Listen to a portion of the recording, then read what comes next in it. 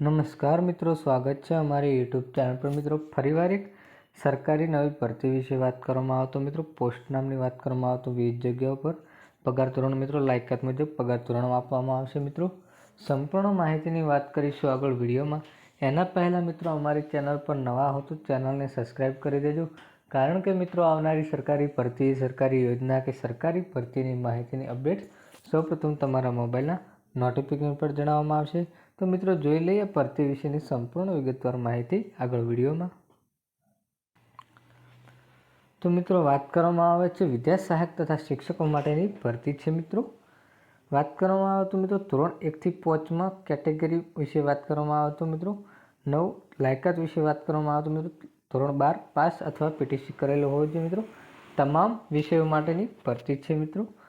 તો મિત્રો અરજી મોકલવાના સ્થળ વિશે વાત કરવામાં આવે તો માનદ શ્રી ભરૂચ જિલ્લાના ગિરિજન શિક્ષણ પ્રગતિ મંડળ શ્રી રામ આશ્રમ શાળા ખોખરા ઉમર ITI પાછળ ડેડિયાપાડા તાલુકો ડેડિયાપાડા જિલ્લો નર્મદા 393040 પર જઈને તમે ઓનલાઈન અથવા સંપર્ક કરીને તમે ઓનલાઈન અરજી કરી શકો છો। મિત્રો તેમના માટે મિત્રો 6 થી 8 માટે પણ શિક્ષકો જોઈએ છે, 1 થી 12 અને 6 થી 8 અને 1 થી 5 માટેની ભરતી છે। મિત્રો તેમના માટે અંગ્રેજી માટે 6 થી 8 માટે અંગ્રેજી વિષય માટે શિક્ષક જોઈએ છે। મિત્રો આશ્રમ શાળા મોટી બેડવાન ડેડિયાપાડા વિશે વાત કરવામાં આવે તો મિત્રો ધોરણ 1 થી 5 ધોરણ 12 પાસ કરેલું હોવું જોઈએ। લાયકાત તમામ વિષય માટેની જરૂર છે। મિત્રો તેમના માટે અરજી મોકલવાની રહેશે। મિત્રો પ્રમુખ શ્રી આદિવાસી ગ્રામ વિકાસ મંડળ ડેડિયાપાડા મુપો મોટી બેડવાન અને તાલુકો ડેડિયાપાડા જિલ્લો નર્મદ 393040 પર જઈને ઓનલાઈન અથવા સરનામું આપ્યું છે ત્યાં જઈને અરજી કરવાની થશે। મિત્રો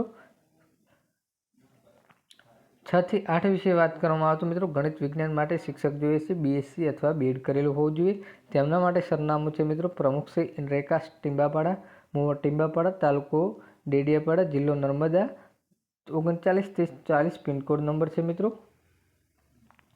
અહીં ઉપરોક્ત લાયકાત ધરાવતા ઉમેદવારો શાળા છોડ્યાનું પ્રમાણપત્ર લઈ અને જરૂરી તમામ લાયકાત અને પ્રમાણપત્રો જે તે અનામત જગ્યા માટે જાતિના પ્રમાણપત્ર ઉન વગેરેમાં સમાવેલ થયેલ નથી તે બાબતે પ્રમાણના વર્ગ EWS પ્રમાણપત્રની નકલો સહિત હસ્તાક્ષર, પાસપોર્ટ સાઇઝનો ફોટો, રજિસ્ટર ID જાહેરાત પ્રસિદ્ધ થયેલી તારીખ દિન 10માં દે તે 11 અરજી છે તે સંસ્થામાં અરજી મોકલવાની અને સરનામું અરજી મોકલવાનું રહેશે। કઈ જગ્યા માટે અરજી કરો છો તે અરજી કવર પર સ્પષ્ટ લખવાનું રહેશે। મિત્રો ઓનલાઈન અરજી કરવાની થશે મિત્રો અને કુરિયર દ્વારા કે પોસ્ટ દ્વારા ઓનલાઈન અરજી થવાની થશે। મિત્રો ત્યારબાદ મિત્રો ઉમેદવાર ઈચ્છે તો અરજી એક નકલ કે આશ્રમ અધિકારી કચેરી રાજપીપળા MV રોડ જિલ્લા સેવન સદન રાજપીપળા જિલ્લા નર્મદા ખાતે પણ મોકલી શકશે। મિત્રો આવી કોઈ પણ મિત્રો સરકારી ભરતી, સરકારી યોજના કે સરકારી ભરતીની માહિતીની અપડેટ જોતી હોય તો મિત્રો ચેનલ પર નવા હો તો ચેનલને સબસ્ક્રાઈબ કરી દેજો અને મિત્રો જો ભરતીનો વિડીયો ગમ્યો હોય તો વિડીયોને લાઈક કરી દેજો। જય હિન્દ, જય ભારત।